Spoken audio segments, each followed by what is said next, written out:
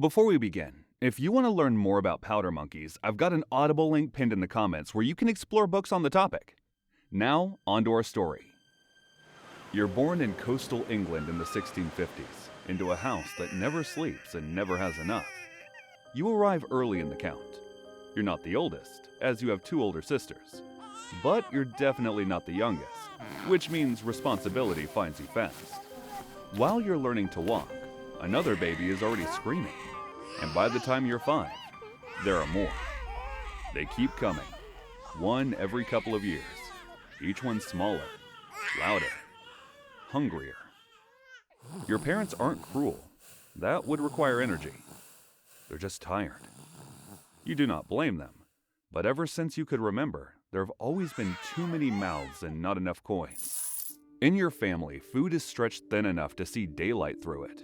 Bread is torn, not sliced. Stew is more water than meat, and that's if there is meat.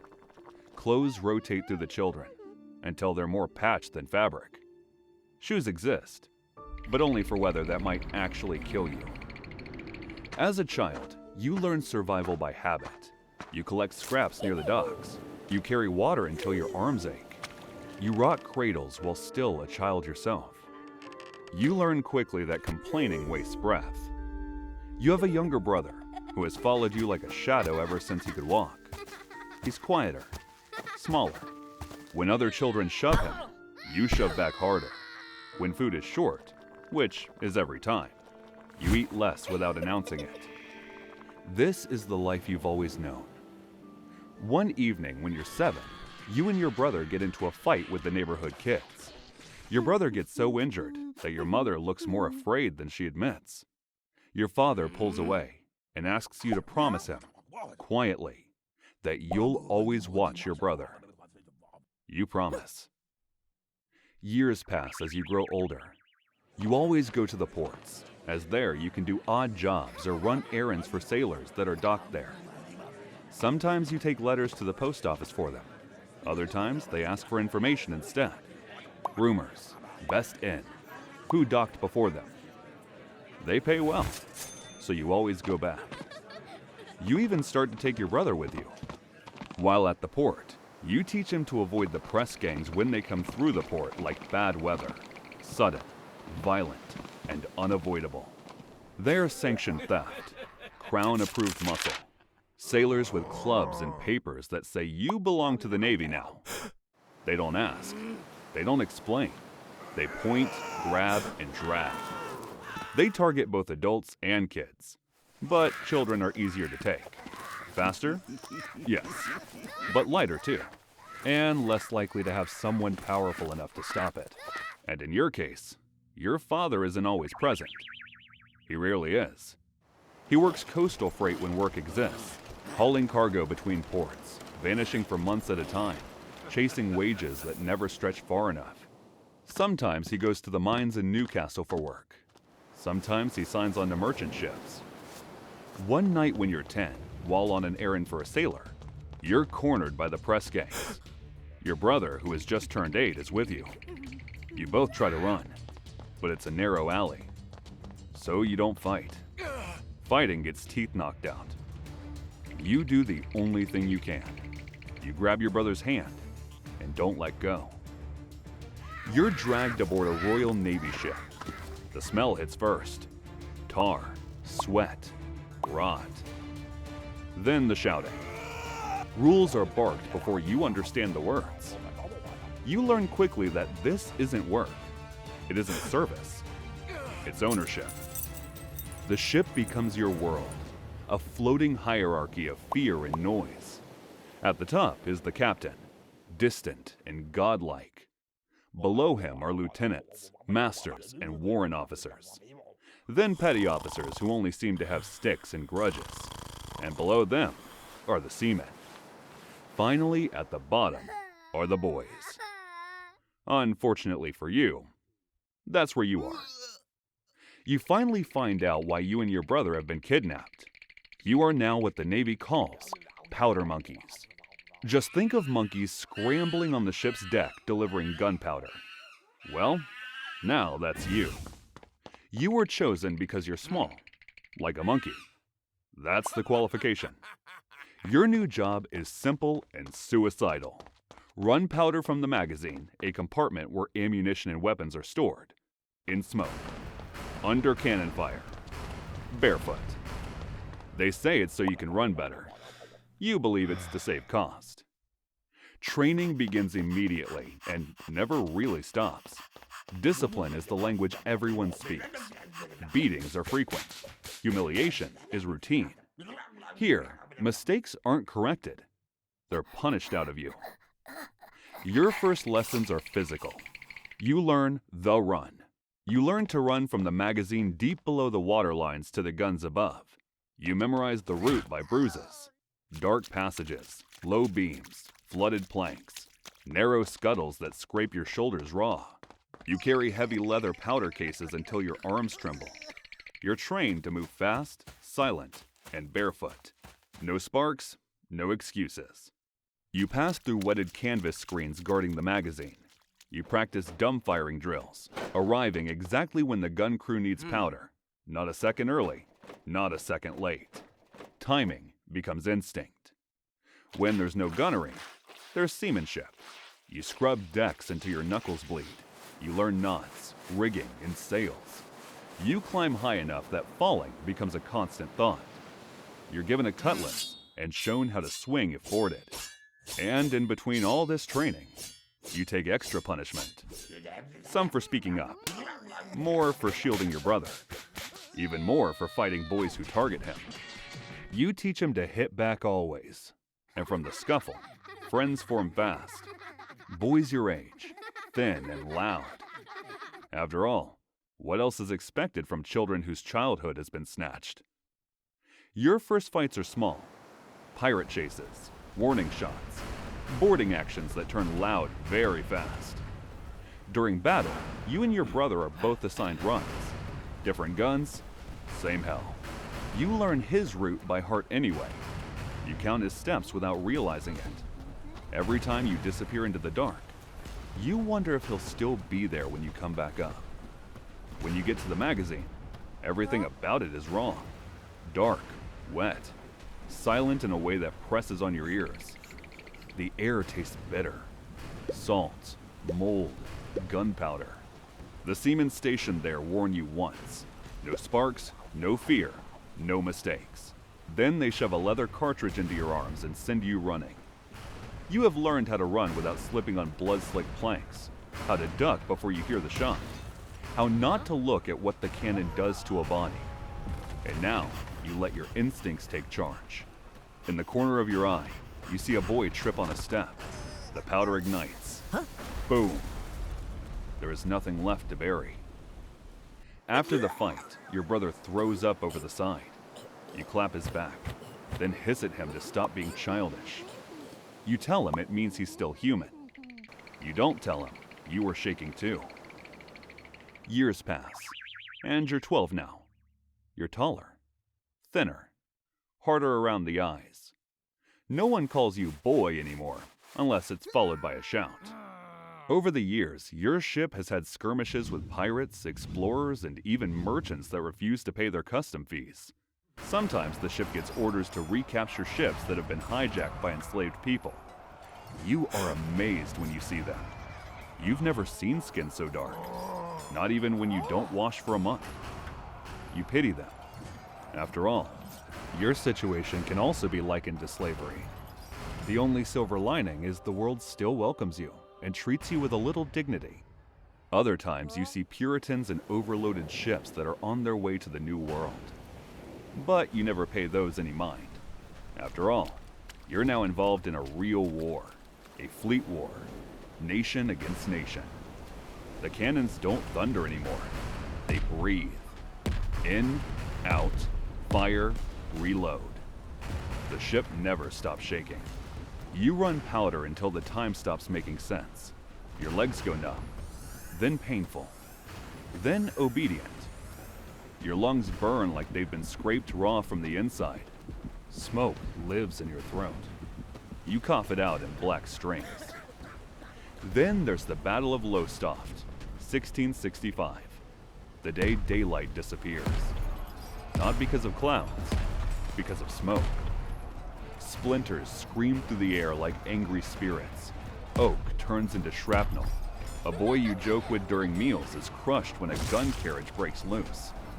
There's a wet sound, then nothing recognizable. You step over him, not because you don't care, because stopping gets you killed. Your brother freezes once, just a heartbeat too long. Eyes wide, body locked. You slam into him, shove him forward, and scream his name. He runs. Later in the dark, you apologize. He says nothing. He just sits closer to you than usual. Time passes, and you're 14. Your voice drops. Your face sharpens. Your body grows into the job like it was carved for it. Then comes the 4 days battle. 4 days of running powder through hell. 4 days of screaming orders, shattered planks, torn flesh. 4 days where sleep means collapsing where you stand, waking to another shout. Boys drop mid-run. Some are dragged away. Some are stepped over so often they become part of the deck. You stop wondering which one you'll be. Between battles, sickness creeps in quietly. Scurvy doesn't announce itself. It erodes you. Your gums bleed when you chew. Your teeth feel loose, like they don't belong to you anymore. Your joints ache even when you're still. Your brother gets sick too. Paler, slower, quieter than usual. You give him your citrus ration. Every time. Your mouth bleeds because of it. You wipe it away and say nothing. By the 3rd day, your hands shake when you're not running. By the 4th, you don't notice anymore. You just function. That's the victory condition. When it finally ends, the sea is littered with wreckage and bodies. The captain could die. The plague that is ravaging the capital could kill the king. The Dutch and Portuguese could even capture all the trade routes. You wouldn't blink. All that matters to you is that the ship still floats, and your brother still lives. Over the years, your brother grows too. You notice he is nearly as tall as you. Taller, actually. But you'd rather die than admit it. But he also hasn't grown into himself the way you have. You're full of muscle and scar tissue. He's lanky and sharp-eyed, but still softer around the edges. The ship notices neither. Not all battles at sea are fought at range. Sometimes ships grind together like animals. The smoke thins. The screaming gets closer. Powder runs dry. You get a front view of that scene once. After both ships scrape each other, someone presses a blade into your hand. You don't remember who. You just remember using it. You stab an enemy who is trying to ambush an officer. You don't remember his face, only the weight leaving your arm afterward. Later, when it's over, you all gather to take inventory. Your brother is cut during that boarding battle. Not deep, but enough to matter. Another boy laughs. Too loud. He says something like the Navy doesn't need weaklings, and they should just die. Something in you snaps. You beat him unconscious before anyone stops you. Immediately, you're dragged away for punishment. When you get back bleeding, your brother tells you that he killed the man who cut him. He says it was easy as he laughs. You laugh too. You pretend not to see his pale face or his hands shaking. You even pretend not to hear him sobbing late at night. So you postpone your own pain. That's tomorrow's problem. Today, you have to be strong. During your time as a powder boy, you are paid. A few shillings a month. Not enough to matter, but enough to hoard. You and your brother save every coin. No drink, no brothels, no pretending this is a life. Once, only once, the ship docks near your hometown. You're escorted ashore by an officer so you don't desert. Experienced boys are rare, expensive to replace. You see your mother. She looks older, smaller. When she sees both of you, she bursts into tears. She tells you both about everything you've missed. She says that your older sisters are married now. She also tells you that Mary next door is a beautiful woman now. You remember Mary, a girl that followed you around like your brother when you were all younger. She says you should strike while the iron is hot. She also tells you that one of your brothers died in childhood. Didn't survive the winter after a serious injury while working in the mines. At that time, an 8-year-old boy walks in. He looks exactly like you did. You recognize him as one of your brothers. He was a toddler when you were taken. You pull him aside, tell him to look after your mother, even ask him to promise you. He does. You give him some coin. You give your mother the rest. This is when you ask about your father. She tells you with a teary face that he died in a coal mine in Newcastle. There was a collapse, and his body never recovered. You don't cry. There's no room left for it. When you return to the ship, the sea closes behind you. The war goes on. The boys keep running, and the Navy keeps forgetting your name. But you still keep the promise you made to your father years ago. A few months after you visit home, you turn 15, and that is when tragedy strikes. A chaotic engagement, a misstep, a cannon recoils. Your leg is crushed. You're taken to the surgeon. He gives you rum and tells you to bite as he sets your bones. He sets it badly. That's the treatment. Infection follows, then a fever, then hallucinations. You dream of home, your mother's voice, your brother's laugh when he was small. You wonder how life would be if you had never been taken. When you wake, you're still in pain at sea. During this time, your brother thinks you're dying. He does everything for you. He feeds you, cleans your wound, bathes you like you once bathed him. During powder runs, he detours just enough to check if you're breathing. You hate yourself for being weak. But then you notice something else. Your brother isn't the little boy from home anymore. He moves with purpose. He gives orders to younger boys. He doesn't ask permission. He acts. In his own way, he has grown. So for his sake, you survive. Barely. You know the ship doesn't care about your suffering. Men die. Boys die. If all the boys die, they'll just get new boys. So you return to duty. You develop a limp that never leaves. Your brother slows his pace to match you. You yell at him for it. What he doesn't know is that your hands still shake even now. And there's a ringing in your ear that never stops. Years pass, and you're 17 now. Young, but already ancient by experience. New powder monkeys arrive. Fresh, soft, still blinking too much. You recognize the fear immediately.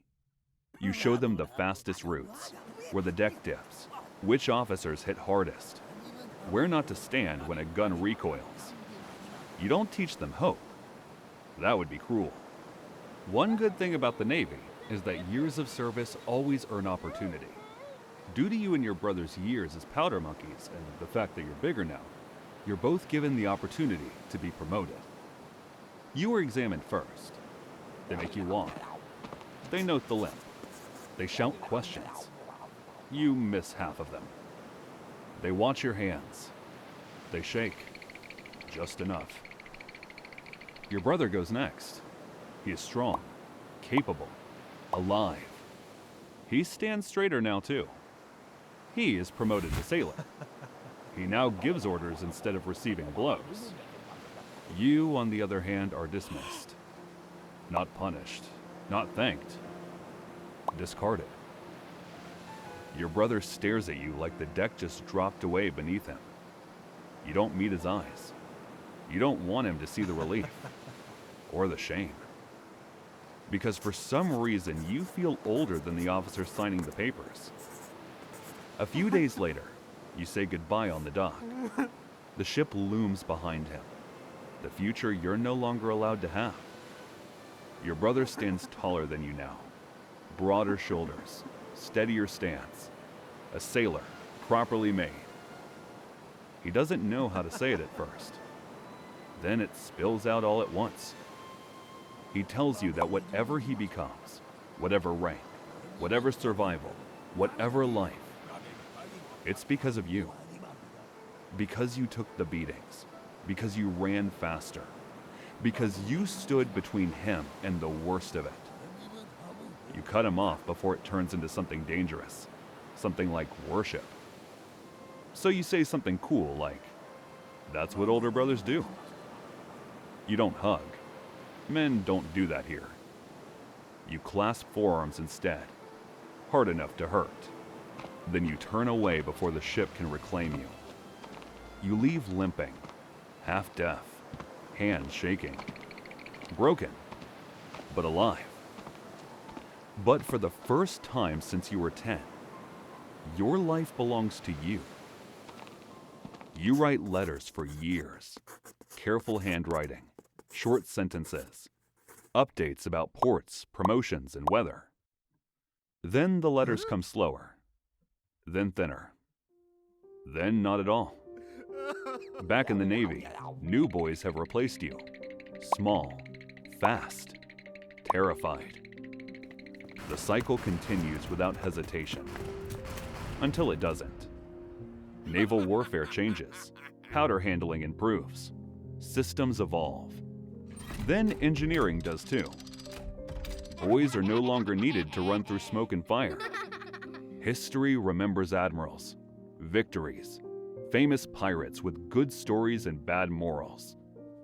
It does not remember you, or your brother, or the boys who bled quietly for a country that never asked their consent. But you don't care, because when it mattered, you kept your promise.